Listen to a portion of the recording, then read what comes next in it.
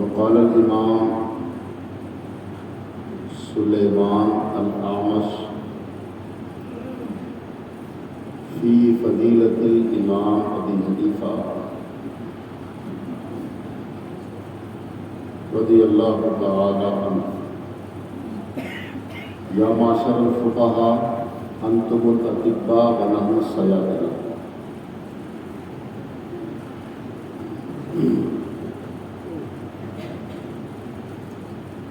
وأنت أيها الرجل أخذت بكلا الطرفين.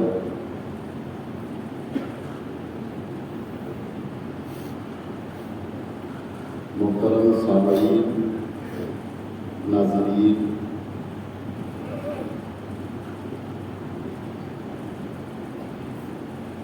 تین چار پروگرام اکٹھے ہو گئے. 2 شعبان المعظم کو امام المشارق والمغارب امام اعظم ابو حنیفہ نعمان بن ثابت الزہری رحمہ اللہ کی تاریخ وصال ہے. 3 تاریخ کو ایک تابعی بزرگ حضرت ملا فقیر اخون علیہ الرحمہ کی تاریخ وصال ہے، اور ان کا مزار شریف رامپور کی سرزمین پر ہے، اور حلقے والی زیارت کے نام سے وہ مشہور ہے. 5 شعبان المعظم یعنی آج کی بالخصوص تاریخ جو ہے وہ امام عالی مقام سید الشہداء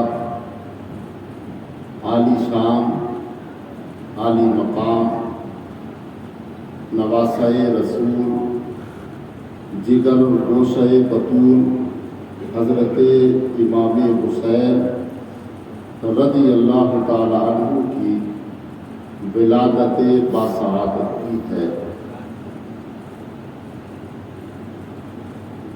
تو میں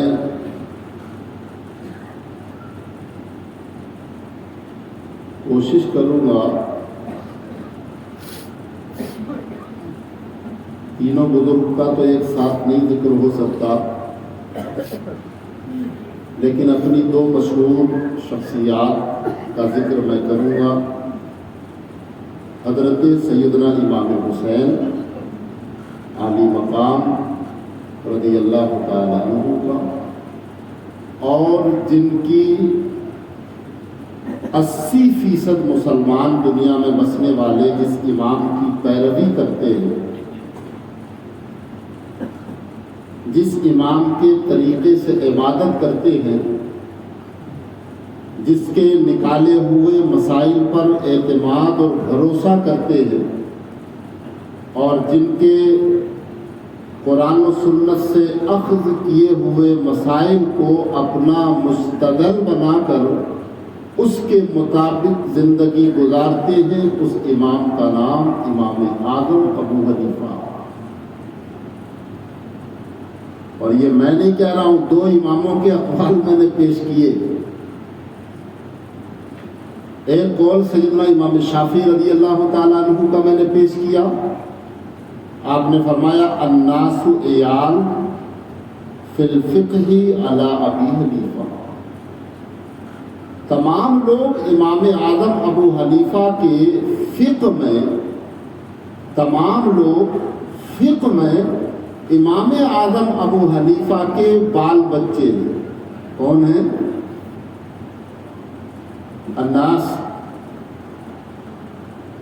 الناس عیال. سمجھ رہے ہیں آپ؟ سارے لوگ. یہ کون کہہ رہے ہیں؟ امام شافعی کا فرمان ہے. یہ لکھا کہاں ہے؟ تبییض الصحیفہ فی مناقب الامام ابی حنیفہ للشیخ جلال الدین السیوطی علیہ الرحمہ.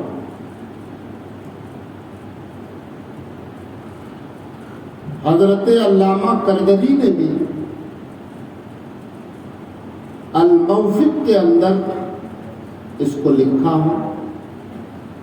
اور بے شمار شافعی بزرگوں نے بھی اس قول کو دلیل کے طور پر ذکر کیا ہے کہ جب ہمارے امام کا قول ہے تو یقیناً امام اعظم ابو حنیفہ ایسے ہی ہیں۔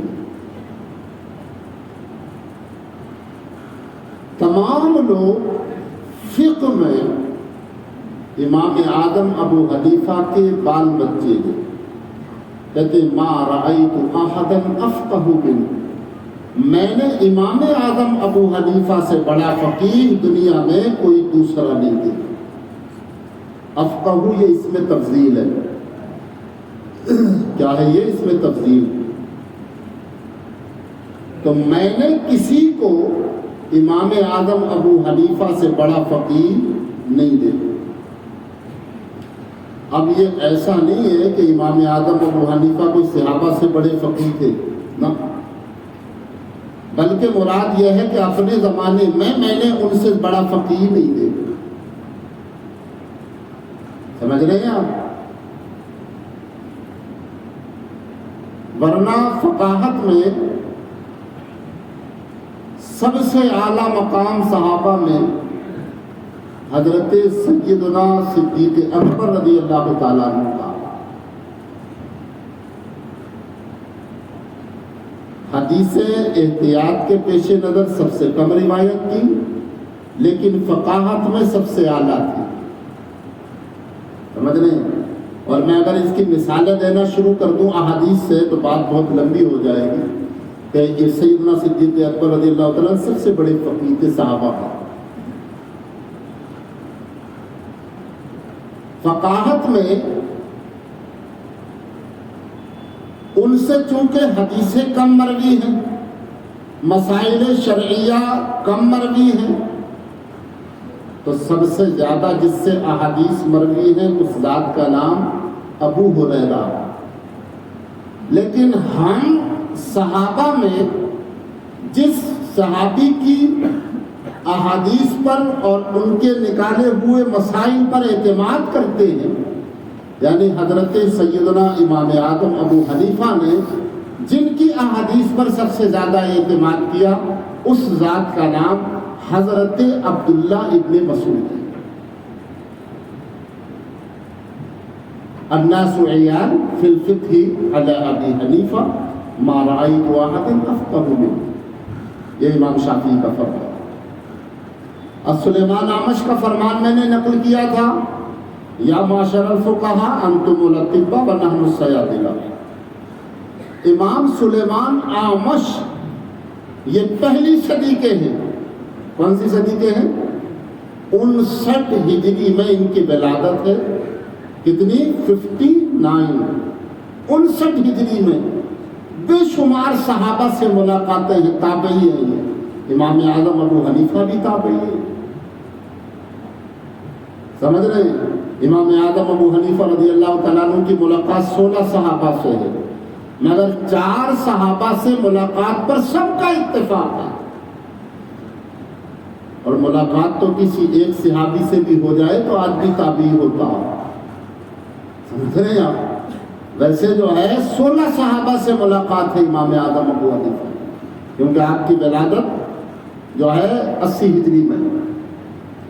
حالانکہ مفتی شریف الحق صاحب امجدی علیہ الرحمہ نے لکھا ہے کہ آپ کی ولادت 70 ہجری میں، اور پہلا حج آپ نے 15 سال کی عمر میں اپنے والد کے ساتھ کیا۔ کتنے سال کی عمر میں؟ تو 70 سے 15 کو اگر جو ہے اور اس میں کیا کر لیں، جوڑ لیں تو کتنے ہوتے ہیں؟ 85 یعنی 85۔ اور اگر 80 کو ہی ولادت مانے اور 15 اس میں جوڑیں تو ہوتے ہیں 95 یعنی 95۔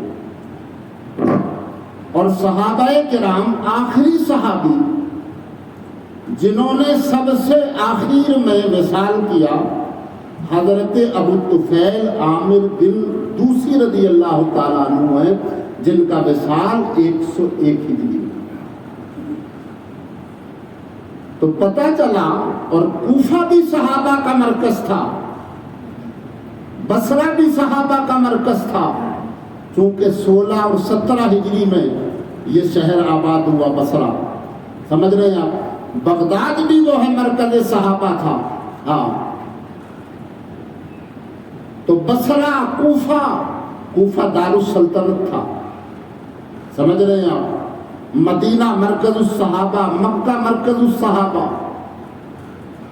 4 صحابہ سے بالاتفاق ملاقات ثابت۔ امام اعظم ابو حنیفہ تابعی ہیں، امام سلیمان اعمش بھی تابعی، امام اعظم ابو حنیفہ سے عمر میں 21 سال بڑے ہیں۔ کتنے سال؟ ہاں، 59 کو اگر 80 میں ڈیوائڈ مطلب کریں گے، اس کو جو ہے جوڑیں گے تو کتنا ہو جائے گا؟ 80۔ 21 سال بڑے ہیں، لیکن فرماتے کیا امام اعظم کے بارے میں؟ کہتے ہیں یا معاشر الفقہاء انتم الاطباء ونحن الصیادلہ، کہتے ہیں اے فقہا کی جماعت، تم لوگ اطباء ہو، طبیب ہو، اور ہم کون ہیں؟ ہم ہیں عطار۔ ہم کون ہیں؟ عطار یعنی دوا فروش۔ اب آپ اس کو ذرا گہرائی سے سمجھیں کہ سلیمان اعمش کہنا کیا چاہتے ہیں۔ عطار جو ہے وہ دواؤں کو بیچتا ہے، دواؤں کو بیچتا ہے، لیکن کس مرض کی دوا کون سی ہے یہ عطار نہیں جانتا، یہ طبیب جانتا۔ زور سے بولو ذرا۔ ڈاکٹر جب آپ کو پرچہ لکھ کے دیتا ہے، میڈیکل پہ جاتے ہیں اور آپ پوچھتے ہیں بھائی کس کس چیز کی دوا لکھے، تو ان کا یہ ڈاکٹر صاحب سے پوچھنا۔ ہمارا کام دوا بیچنا ہے، یہ ہمارا کام نہیں ہے کہ کون سی دوا کس مرض کی ہے۔ اب سمجھو کہ دوا بیچنے والا زیادہ ماہر ہوتا ہے یا دوا کون سی کس مرض کی ہے یہ جاننے والا اور یہ لکھ کے دینے والا۔ امام سلیمان اعمش جو ہے ایک بہت بڑے محدث کا نام ہے، اسی لیے تو اعلیٰ حضرت امام اہل سنت نے لکھا فتاوی رضویہ میں کہ محدث ہونا یہ علم کا پہلا زینہ ہے، اور فقیہ ہونا یہ علم کا آخری زینہ۔ اس کے آگے پھر کوئی زینہ نہیں ہے، اس کے آگے پھر چھت ہے۔ سب سے پہلا زینہ محدث ہونا، اور سب سے آخری زینہ کیا ہے؟ فقیہ ہی ہونا۔ فقاہت جس کو مل گئی، اللہ تبارک و تعالی نے اس کو ساری بھلائیاں عطا فرماتی۔ حدیث پاک میں بھی اللہ کے رسول فرماتے ہیں کہ کیا فرماتے ہیں کہ تم میں بہتر وہ لوگ ہیں، تم میں بہتر وہ لوگ ہیں۔ حدیث پاک میں اللہ کے رسول فرماتے ہیں من یرید اللہ بہ خیرا یفقہہ فی الدین، اللہ جس کے ساتھ بھلائی کا ارادہ فرماتا ہے اسے دین کی فقاہت عطا کر دیتا ہے، دین کی سمجھ عطا کر دیتا ہے، دین کا علم عطا کر دیتا ہے، مسائل فقہیہ کا درک عطا کر دیتا ہے، اس میں غور و فکر کی صلاحیتیں عطا کر دیتا ہے، جسے فقیہ بناتا ہے۔ تو علم حدیث یعنی محدث ہونا علم کا پہلا زینہ ہے، اور فقیہ ہونا علم کا آخری زینہ ہے۔ اس کے آگے پھر کوئی زینہ نہیں ہے علم کا۔ علم ظاہر شریعت، پھر اس پر عمل ہے۔ تو انہوں نے کیا فرمایا؟ جو محدث تھے بہت بڑے امام سلیمان اعمش الجزولی، انہوں نے کہا یا معاشر الفقہاء انتم الاطباء ونحن الصیادلہ، اور کیا فرمایا؟ وانت ایھا الرجل اخذت بکلا الطرفین، اور فرمایا کہ اے فقہا کی جماعت، تم لوگ اطباء ہو اور ہم جو ہیں دوا فروش ہیں۔ تم کیا ہو؟ تم طبیب ہو اور ہم دوا بیچنے والے ہیں۔ دوا بیچنے والے کو یہ نہیں معلوم ہے کہ کون سی دوا کس مرض کی ہے، یہ طبیب جانتا ہے کہ کون سی دوا کس مرض کی ہے۔ اس لیے ہم قرآن کی آیتیں پڑھ سکتے ہیں، حدیثوں کو پڑھ سکتے ہیں، لیکن ایک حدیث سے کتنے مسائل نکل سکتے ہیں یہ تم ہی جانتے ہو۔ یہ کون جانتا ہے؟ تم جانتے ہو۔ آج حدیثیں پڑھنے والے لوگ تو بہت ہیں، لیکن ایک حدیث سے کتنے مسائل استنباط کیے جا سکتے ہیں یہ نہیں جانتا آج۔ مفتی احمد یار خان نعیمی ایک بہت بڑے مجتہد بنتے تھے، اپنے آپ کو مجتہد کہتے تھے۔ اس نے کہا مجھے امام اعظم کے اجتہاد کی کیا ضرورت، آج لوگ غیر مقلدین کی جو جماعت ہے اہل حدیث جنہیں کہتے ہیں، ان کا دعویٰ یہ ہے کہ کسی امام کی تقلید کی کوئی ضرورت نہیں ہے، کیونکہ ہم خود قرآن و حدیث سے مسائلوں کو نکال سکتے ہیں، مسائل کو نکال سکتے ہیں۔ ایسے ہی ایک مجتہد صاحب مفتی صاحب کی بارگاہ میں آئے تو آپ نے فرمایا سورہ کوثر سے کتنے مسائل نکال سکتے ہیں آپ ذرا مجھے بتائیے۔ قرآن کی سب سے چھوٹی سورت ہے سورہ کوثر۔ آپ یہ بتائیے، اگر آپ مجتہد ہونے کا دعویٰ کر رہے ہیں، امام اعظم کے اجتہاد کو ٹھکرا رہے ہیں، امام شافعی کے اجتہاد کو ٹھکرا رہے ہیں، امام احمد ابن حنبل کے اجتہاد کو ٹھکرا رہے ہیں، امام مالک کے اجتہاد کو ٹھکرا رہے ہیں، تو آپ بتائیے کہ آپ سورہ کوثر سے کتنے مسائل نکال سکتے ہیں؟ تو اس بیچارے کو تو قرآن کے ترجمے کو دیکھ کے پڑھنے کے سوا کچھ آتا ہی آتا نہیں تھا۔ اکثر اہل حدیث ایسے ہی ہیں، امام اعظم کی تقلید نہیں کرتے، ابن تیمیہ کی تقلید کرتے ہیں، اور ابن تیمیہ کی تقلید کی بھی صلاحیت ان کے اندر نہیں ہے، کیونکہ اس کی کتابیں پڑھنے کی صلاحیت نہیں ہے۔ جو غیر مقلد مولویوں نے جن عربی کتابوں کے ترجمے کر دیے ہیں، صرف انہی کو پڑھ کر کے یہ سمجھتے ہیں کہ ہم مجتہد ہو گئے۔ ایسا نہیں ہے، بلکہ اجتہاد کس چیز کا نام ہے؟ آؤ میں آپ کو دکھاتا ہوں۔ حضرت امام جعفر صادق رضی اللہ تعالیٰ عنہ، جن کی کنڈوں کی فاتحہ ہوتی تھی، 2 سال امام اعظم ابو حنیفہ رضی اللہ تعالیٰ عنہ کی خدمت میں رہے، اور آپ خود فرماتے تھے لولا السنتان لہلک النعمان، اگر یہ 2 سال مجھے نہ ملتے تو گویا کہ میں اس منزل فقاہت پر نہیں پہنچتا کہ جس منزل پر میں آج۔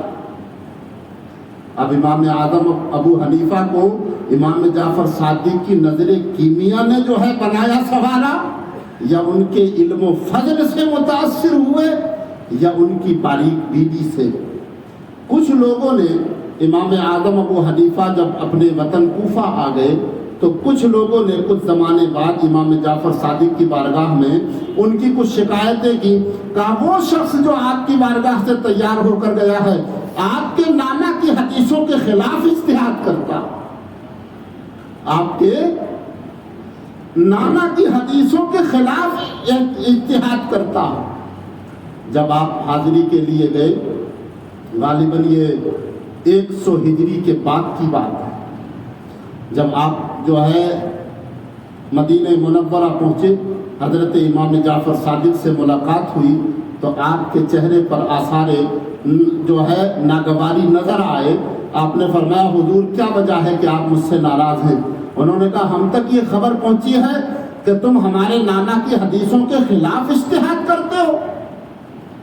آپ نے فرمایا حضور یہ میرے سارے مسودے ہیں جو میں نے آج تک قرآن و سنت سے مسائل نکالے ہیں، آپ ان پر نظر ڈال لیں، اس کے بعد میں آپ جو ہے مجھ سے کوئی سوال کریں۔ آپ نے دیا، پھر بھی فرمایا تسلی کے لیے میں آپ کو ایک مثال دیتا ہوں۔ آپ نے فرمایا کیا مثال؟ آپ نے فرمایا آپ یہ بتائیے کہ مرد کمزور ہے کہ عورت کمزور ہے؟ آپ نے فرمایا عورت کمزور ہے۔ تو فرمایا قرآن کریم نے مرد کا حصہ کتنا مقرر کیا میراث میں اور عورت کا کتنا مقرر کیا؟ کہا عورت کا آدھا حصہ مقرر کیا اور مرد کا دو گنا حصہ مقرر کیا۔ تو فرمایا اگر میں قرآن کی یا آپ کے نانا کی حدیثوں کے خلاف اجتہاد کرتا تو عورت کے کمزور ہونے کی بنیاد پر میں اس کو ڈبل حصہ دلاتا اور مرد کو طاقتور ہونے کی بنیاد پر اسے ایک حصہ دلاتا، لیکن آپ میرے مسودے میں دیکھ سکتے ہیں قرآن و سنت کے مطابق میں نے مرد کو 2 حصے اور عورت کو 1 ہی حصہ دلایا۔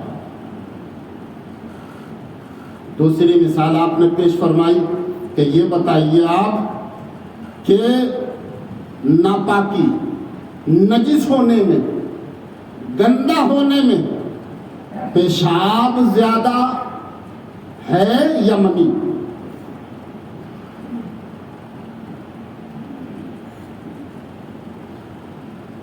آپ نے فرمایا اس کا مطلب کیا؟ فرمایا پیشاب جو ہے یہ گندا ہونے میں زیادہ نجس ہے منی کے مقابلے میں، کیونکہ پیشاب اگر کپڑے پر پڑ جائے تو بغیر کپڑا دھوئے اور 3 مرتبہ سختی کے ساتھ نچوڑے بغیر کپڑا پاک نہیں، لیکن منی اگر کسی کپڑے پر قطرہ لگ جائے یا لگ جائے اور اگر گاڑی ہو اس کو خالی کھرچ دیا جائے تو بھی کپڑا پاک۔ آپ کے نانا کی حدیثیں ہیں، اگر میں حدیثوں کے خلاف اجتہاد کرتا تو میں منی سے کپڑے کو دھونے کا حکم دیتا اور پیشاب سے کپڑے کو خالی صاف کرنے کا حکم دیتا۔ اس لیے کہ حدیثوں میں جو فرمایا، ایک حدیث پاک میں اللہ کے رسول صلی اللہ علیہ وسلم نے فرمایا مر رسول اللہ صلی اللہ علیہ وسلم بقبرین، سرکار 2 قبروں سے گزرے، سرکار نے دیکھا کہ 2 قبروں میں دونوں قبر والوں کو عذاب ہو رہا۔ آقا کریم صلی اللہ علیہ وسلم نے ارشاد فرمایا کہ ان قبر والوں کو کسی بڑے گناہ کی وجہ سے عذاب نہیں ہو رہا ہے، بلکہ اتنے چھوٹے چھوٹے گناہوں کی وجہ سے عذاب ہو رہا ہے کہ اگر یہ چاہتے تو ان سے بڑی آسانی کے ساتھ بچ سکتے تھے۔ یا رسول اللہ کن گناہوں کی وجہ سے؟ میں یہ بتانا چاہتا ہوں کہ یہاں تھوڑا سا رکیں اور ٹھنڈے دل سے غور کریں کہ آج وہ خطائیں اور وہ جو ہے کوتاہیاں کہ جنہیں لوگ نظر انداز کر دیتے ہیں کہ ارے اتنوں کو تو اللہ معاف فرما دے گا، وہ ذرا غور کریں اس بات پر۔ آقا فرماتے ہیں کہ صحابہ نے جب پوچھا یا رسول اللہ کس پر عذاب ہو رہا، تو فرمایا ایسے 2 گناہوں کی وجہ سے ان پر عذاب ہو رہا کہ جس سے چاہتے تو یہ بچ سکتے تھے۔ کہا کیا؟ فرمایا ایک ان میں پیشاب کی چھینٹوں سے نہیں بچتا تھا، اور آج لوگ کھڑے ہو کر پیشاب کرتے ہیں اور ساری چھینٹیں ان کے کپڑوں کے اوپر آتی ہیں، پھر بھی لوگ اس بات کو غور سے نہیں دیکھتے کہ وہ حالانکہ وہ زمانہ خیر القرون تھا، لیکن اس کے باوجود پیشاب کی چھینٹوں سے نہ بچنے کی وجہ سے قبر میں عذاب ہونے لگا۔ اور فرمایا اگر یہ چاہتا تو پیشاب کی چھینٹوں سے بچ سکتا تھا، اس لیے اگر سخت جگہ پیشاب کیا جائے جہاں چھینٹیں اڑنے کا امکان ہو تو آپ ایسی جگہ تلاش کریں، اس سخت جگہ سے پرہیز کریں، ایسی جگہ تلاش کریں جہاں کپڑوں پہ چھینٹیں اڑ کے آنے کا امکان ہو۔ فرمایا دوسرا غیبت کرتا تھا، اگر چاہتا تو یہ بچ سکتا تھا۔ غیبت کوئی ایسا فعل نہیں ہے کہ جس سے آدمی بچ نہ سکے، اگر یہ چاہتا تو غیبت سے بچ سکتا تھا، لیکن پھر بھی نہیں بچا اور بڑی آسانی سے بچ سکتا تھا۔ اتنی آسانی کے ساتھ بچنے والے گناہ میں یہ قبر میں عذاب میں مبتلا۔ اور آج یہ بیماری بھی عام ہے، پیٹھ کے پیچھے جو ہے آدمی ہر ایک کی غیبت کر ہی رہا، ہر ایک کی برائی کر ہی رہا ہے۔ غیبت کا مطلب کیا ہے؟ غیبت کا معنی یہ ہے، سمجھو اس کی تعریف، کہ ایسا تذکرہ، ایسی بات یا ایسا کوئی جملہ کہنا آدمی کی پیٹھ کے پیچھے کہ جو اس میں ہو اور اس کے منہ پر اگر کہہ دیا جائے تو اسے برا لگے، اس کے منہ پر اگر کہہ دیا جائے تو اسے برا لگے اور وہ اس میں ہو۔ اب آپ غور کریں، اب ان سے کہو کہ بھئی اگر کسی کا کوئی عیب ہے، کسی کی کوئی کوتاہی ہے، غلطی ہے، تو اسی سے کہتے ہیں اس سے کیسے کہتے ہیں؟ اس سے کہیں گے تو وہ لڑ پڑے گا۔ کیوں لڑے گا بھائی؟